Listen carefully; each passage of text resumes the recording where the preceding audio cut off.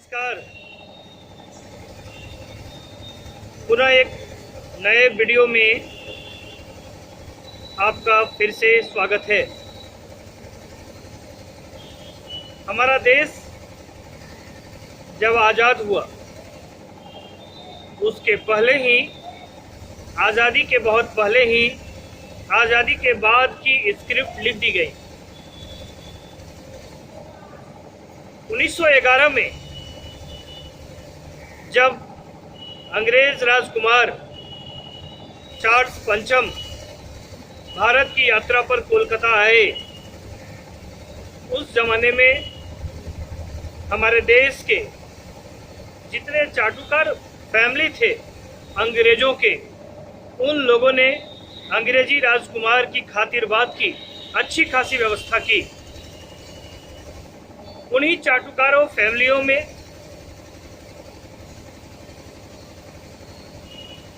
रविंद्रनाथ टैगोर का परिवार भी एक परिवार था, जिन्होंने उनके स्वागत में एक स्वागत गान लिखा। कालांतर में इसी स्वागत गान को राष्ट्रगान के रूप में स्वीकार कर लिया गया। शायद इसीलिए तत्कालीन अंग्रेजी सरकार द्वारा रविंद्रनाथ टैगोर को गीतांजलि लिखने के लिए नोबेल पुरस्कार से सम्मानित करवाया गया। ये था अंग्रेजों का इतिहास।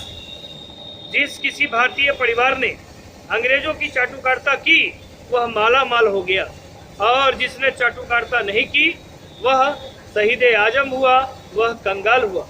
ऐसे करोड़ों नाम मिल जाएंगे जो इतिहास के पन्ने में गुमनाम हो गए, और ऐसे सैकड़ों नाम मिल जाएंगे जो आज भी इतिहास की किताबों में पढ़ाए जाते हैं, जिन्होंने अंग्रेजों की चाटुकारिता की।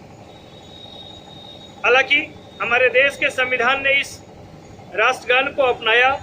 हमारी मजबूरी है कि जब कभी राष्ट्रीय कोई पर्व होगा तो हम इसको गाएंगे और गाते रहेंगे।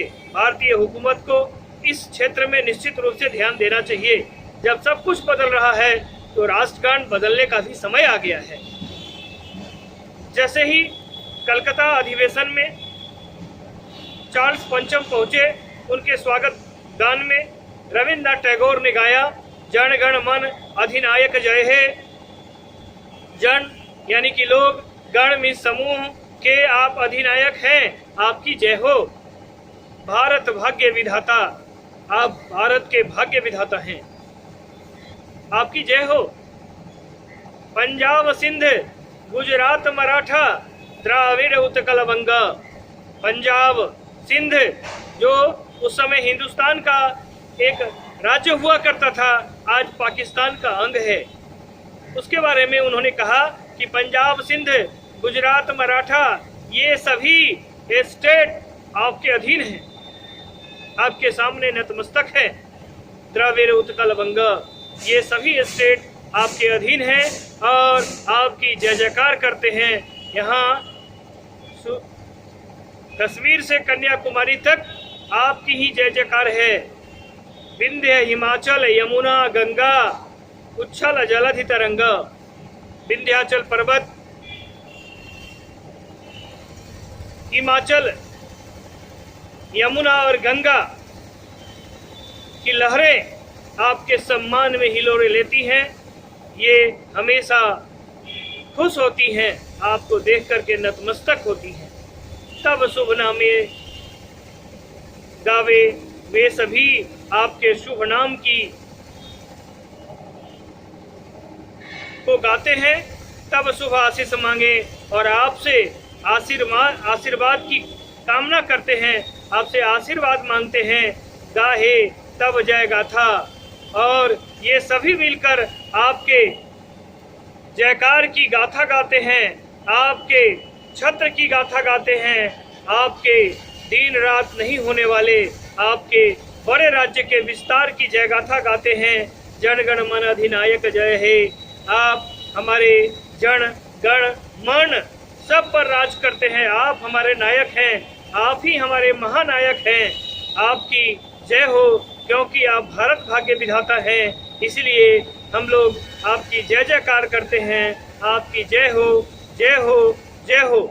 उस जमाने में उस जमाने में इसे स्वागत गान के रूप में गाया गया।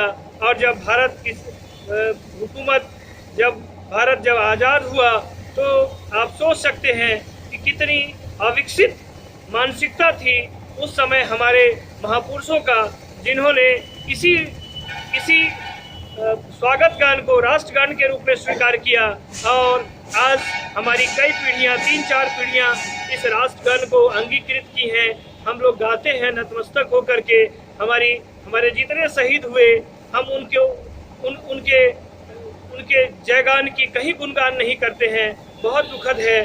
भारत सरकार को संसद में एक अध्यादेश लाना चाहिए और इस राष्ट्रगान के एवज में हमारे शहीदों की कुर्बानियों को, हमारे राष्ट्र निर्माताओं की कुर्बानियों को राष्ट्रगान के रूप में स्थान देना चाहिए। इन्हीं शब्दों के साथ मैं आपका समय जाया करना नहीं चाहता हूं। आप एक और नए वीडियो में फिर से आपका स्वागत करने के लिए मैं पुनः आऊँगा। जय हिंद।